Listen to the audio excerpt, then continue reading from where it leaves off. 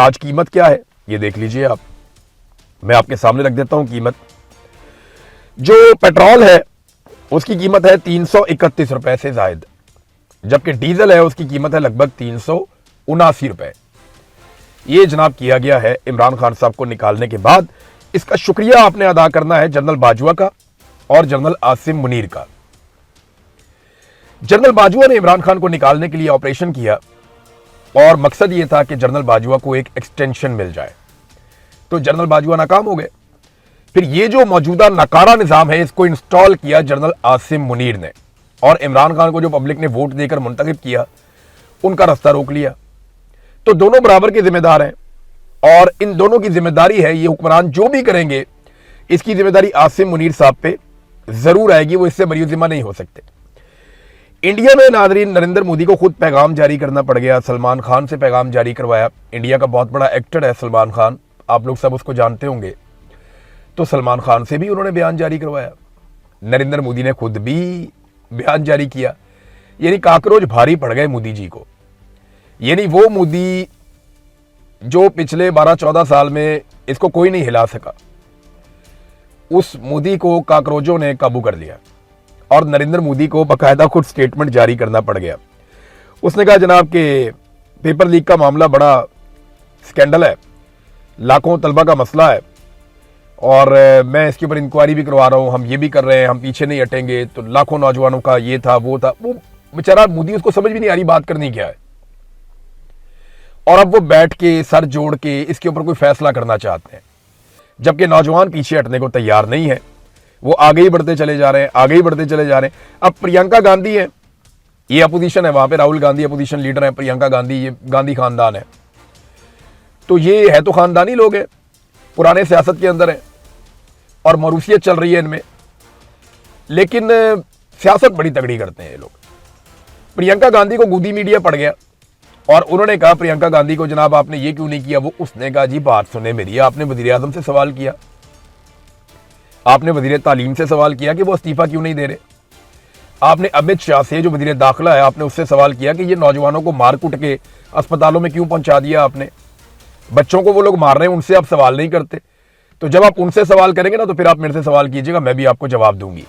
तो गोदी मीडिया की ऐसी तैसी फेर के रख दी प्रियंका गांधी ने। इससे पहले उनके भाई ने भी कई दफा ऐसा किया। गोदी मीडिया बहुत ही दलील हो रहा है, बहुत बुरे हालात में है बेचारा, और उसकी वजह यह है कि उन्होंने नरेंद्र मोदी का आंखें बंद करके साथ दिया, जैसा कि इस वक्त आसिम मुनीर का और मौजूदा रिजीम का पाकिस्तान के अंदर जो सहाफ़ी हैं वो साथ देने पर मजबूर हैं, अपनी इकॉनमी के लिए, अपनी नौकरी के लिए, अपने हालात की बेहतरी के लिए, अपने ताल्लुकात बनाने के लिए, अपने ज़ाती मफादात के लिए वो मौजूदा रिजीम के सहूलतकार बने हुए हैं।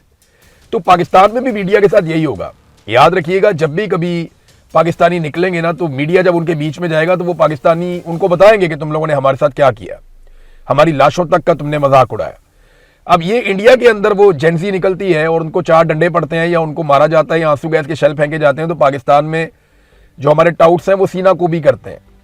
इनकी दूर की नज़र बहुत तेज है, इंडिया में इनको सब नजर आता है, लेकिन पाकिस्तान में इस्लामाबाद में जब नौजवानों पे गोली चलाई जाती है, कश्मीर में गोली चलाई जाती है, मुरीदके में गोली चलाई जाती है, बार बार गोली चलाई जाती है, 9 मई को गोली चलाई जाती है, तो इनकी करीब की नज़र बेशर्मों की कमज़ोर है। इन्हें पाकिस्तान में दिखाई नहीं देता कि यहाँ पे लोग मर रहे हैं। तो इंडिया में इनको जमहूरियत चाहिए, पाकिस्तान में नहीं चाहिए। इंडिया में इनको इंसाफ चाहिए, पाकिस्तान में नहीं चाहिए। इंडिया में इनको अच्छाई चाहिए, पाकिस्तान में नहीं चाहिए। इंडियन नौजवानों के लिए इनको इंसाफ चाहिए, पाकिस्तानी नौजवानों के लिए इनको इंसाफ नहीं चाहिए। क्या ये इंडिया में रहना चाहते हैं? क्या ये इंडिया का भला चाहते हैं? क्या ये लोग पाकिस्तानी और पाकिस्तान के वफादार नहीं है? तो पाकिस्तानियों के लिए हुकूक मांगने चाहिए, ना कि इंडिया के लिए हुकूक मांगने चाहिए। अब भारत में उनके एक्टर्स भी गिरफ्तार हो रहे हैं। यानी एक और इंटरेस्टिंग बात बताऊं, पाकिस्तान में ना जो बेचारा थोड़ा सा आगे निकल जाता है ना जिंदगी में, वो डर जाता है कि पता नहीं मिलिट्री एस्टेब्लिशमेंट नाराज हो जाएगी तो मेरे साथ ये कर देगी, वो कर देगी, हुकूमत नाराज हो जाएगी तो मुझे घर भेज दिया जाएगा, मेरा काम, मेरा रोजगार छीन लिया जाएगा। अल्लाह रब्बुल इज्जत है रोजगार देने वाला, और हम मुसलमानों का तो ये अकीदा भी है। लेकिन पाकिस्तान में बेशुमार एक्टर्स हमें मिलते हैं, वो आहिस्ता आवाज में कहते हैं जनाब हम ना पाकिस्तानियों के साथ खड़े हैं, फौज बड़ी ज्यादती कर रही है, मिलिट्री एस्टेब्लिशमेंट बहुत जुल्म कर रही है, लेकिन हम बोल नहीं सकते। हम बोलेंगे हमारा नुकसान हो जाएगा। आप समझते हैं इस बात को? ये भरोसा नहीं है अपने रब पे उनको। अब इंडिया के अंदर जो अदाकार हैं उनको भरोसा है, वो ये मान के चलते हैं कि उनके फैसले जो है वो जमीनी खुदा नहीं कर सकते। वो आ रहे हैं, उनके एक्टर्स भी आ रहे हैं मैदान के अंदर, उनके हीरो हीरोइंस भी आ रहे हैं मैदान के अंदर, वो वहां पे खड़े होकर एहतजाज भी कर रहे हैं, उनमें कुछ लोग गिरफ्तार भी हुए। अभी इंडिया में एक फिल्म आई थी धुरंधर, उसकी जो एक्ट्रेस है वो भी गिरफ्तार हुई है, उसके मनाजिर भी आए। तो लगातार एक्टर्स आ रहे हैं, गिरफ्तारियां दे रहे हैं और अच्छे नाम पर एक्टर्स आ रहे हैं। सलमान खान से एक बयान दिलवाया गया, इसी सिलसिले में अपील करवाई गई उनसे कि जनाब मोदी जी ने एक्शन ले लिया है तो नौजवान अपने घरों को जाएं, फिक्र करें अपनी। और सोनम को उन्होंने कहा कि भूख हड़ताल खत्म कर दो, मैं खाने के लिए कुछ भेज देता हूं। तो सलमान खान को इस्तेमाल किया गया नरेंद्र मोदी की सरकार की जानिब से।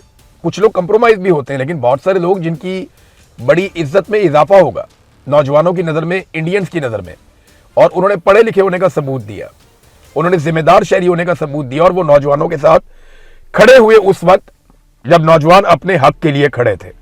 नाज़रीन, अब आज एक और बड़ा इंपॉर्टेंट इशू है और ये बहुत ही अहम है, इसको जरा आपको समझना पड़ेगा। बलूचिस्तान में एक इंतहाई मुअज़्ज़िज़ जज साहब का कत्ल हुआ, उन्हें शहीद कर दिया गया उनके सिक्योरिटी गार्ड के साथ। जज साहब का नाम है अब्दुल हकीम काकड़। जो मारंग बलोच की बहन है ना, उन्होंने इनके बारे में बड़ी डिटेल से एक ट्वीट भी लिखा, एक उन्होंने बाकायदा स्टेटमेंट दिया इनके बारे में बड़ी तफसील में, नादिया बलोच साहबा ने। और कुछ लोग हैं उन्होंने भी इनके बारे में बताया।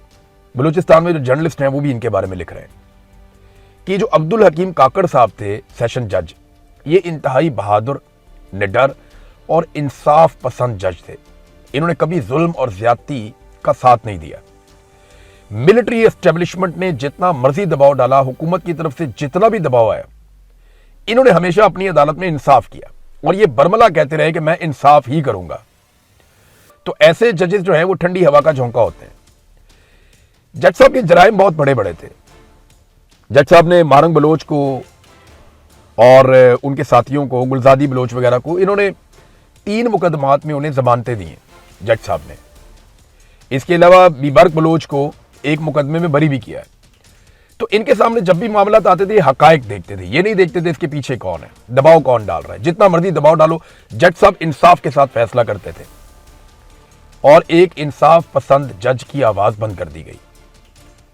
एक ऐसा जज कत्ल हुआ जो इंसाफ करता था बलूचिस्तान में, और पाकिस्तान का एक ऐसा बेटा था जिस पे पाकिस्तानी फख्र कर सकते हैं। तो ये एक इंतहाई शौक का दिन है। बलूचिस्तान की अदलिया को इस पे एक्शन लेना चाहिए, इस पे नोटिस लेना चाहिए, इस पे तमाम बलूचिस्तान के वकला को आवाज उठानी चाहिए।